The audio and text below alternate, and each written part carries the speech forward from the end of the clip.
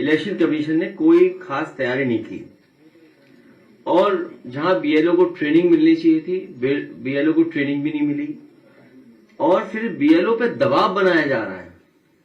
अब बीएलओ खुद परेशान है, बीएलओ बड़े पैमाने पर परेशान है कि करें क्या। ट्रेनिंग नहीं होना उनका, पूरी तैयारी से नहीं काम करना और उनपे अब क्योंकि दबाव बन गया है, दबाव बनाया जा रहा है और जैसे जैसे टाइम कम बचेगा तो दबाव और बढ़ेगा। क्योंकि जब आप डेटा दिखाते हैं इलेक्शन कमीशन तो 99.48% आप डिस्ट्रीब्यूट कर चुके हो फॉर्म। तो एक तो इलेक्शन कमीशन पॉलिटिकल पार्टीज को एसओपी जारी कर दे कि कैसे क्या करना है।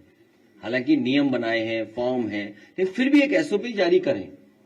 और दूसरा, बीजेपी को पता है कि कब शादियां ज्यादा होती हैं, उसी समय ऐसा है करा रहे हैं।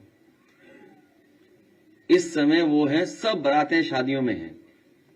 बताइए कितनी बारातें शादियां हैं, कार्ड हम देखें इतने कार्ड आते हैं हमें। और इसी समय जानबूझ के किया जिससे कि यूपी में वोट कट जाए। तो हमारी मांग यह है कि एसओपी के साथ साथ एसआईआर के लिए समय बढ़ाया जाए कि यूपी सबसे बड़ी स्टेट है, सबसे इंपॉर्टेंट स्टेट है, पॉलिटिकल इंपॉर्टेंट स्टेट है और यही स्टेट है जो प्रधानमंत्री बनाता है, यही स्टेट है जहां प्रधानमंत्री जी हैं और अधिकारी किसी और के कंट्रोल में हैं। तो समझ लीजिए अधिकारी क्या करेंगे हमें। इसलिए हमारी मांग है कि एसआईआर का समय उत्तर प्रदेश में और बढ़ाया जाए। जो तैयारी है, सबसे महत्वपूर्ण बात यह है कि भारतीय जनता पार्टी, उनकी सरकार, उनके अधिकारी और चुनाव आयोग मिलकर के ये तैयारी कर रहे हैं कि 2024 में जिन विधानसभाओं में समाजवादी पार्टी जीती है, इंडिया गठबंधन जीता है, उन विधानसभाओं में 50,000 से ज्यादा वोट काट दिया जाए एसआईआर के बहाने।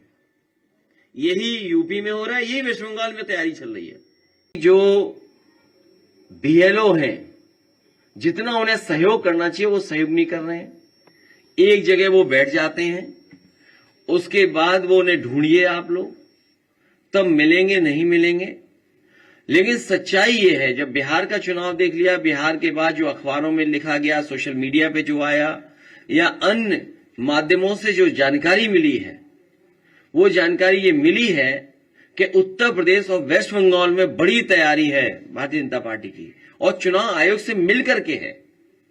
क्योंकि चुनाव आयोग की तरफ हम देखते हैं तो हमें उम्मीद है, करते हैं कि वो निष्पक्ष होगी, वो संस्था निष्पक्ष होगी, वो हमारी किसी भी शिकायत का निराकरण करेगी। लेकिन सुनने में आ रहा है कि 2024 की हार के बाद सबसे ज्यादा भारतीय जनता पार्टी और चुनाव आयोग फोकस कर रहा है वेस्ट बंगाल पर और उत्तर प्रदेश पर। 22 नवंबर 2026 को नेताजी का मेमोरियल का हम लोग उद्घाटन करेंगे, उसी में कार्यक्रम हमारा बड़ा होगा। आज जब नेताजी को हम लोगों ने याद करते समय लॉ यूनिवर्सिटी जो नेताजी ने कभी बनाई थी, यूपी में इतनी प्रतिष्ठित लॉ को लेकर के यूनिवर्सिटी नहीं थी। जो राम मनोहर लोहिया लॉ यूनिवर्सिटी बनी है वो नेताजी की ही बनाई हुई है।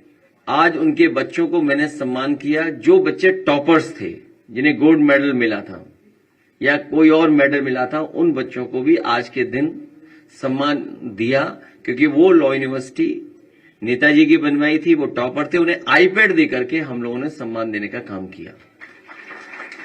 हमसे जुड़े रहने के लिए हमारे YouTube चैनल को सब्सक्राइब करें और नई वीडियो की नोटिफिकेशन के लिए बेल आइकॉन को दबाएं।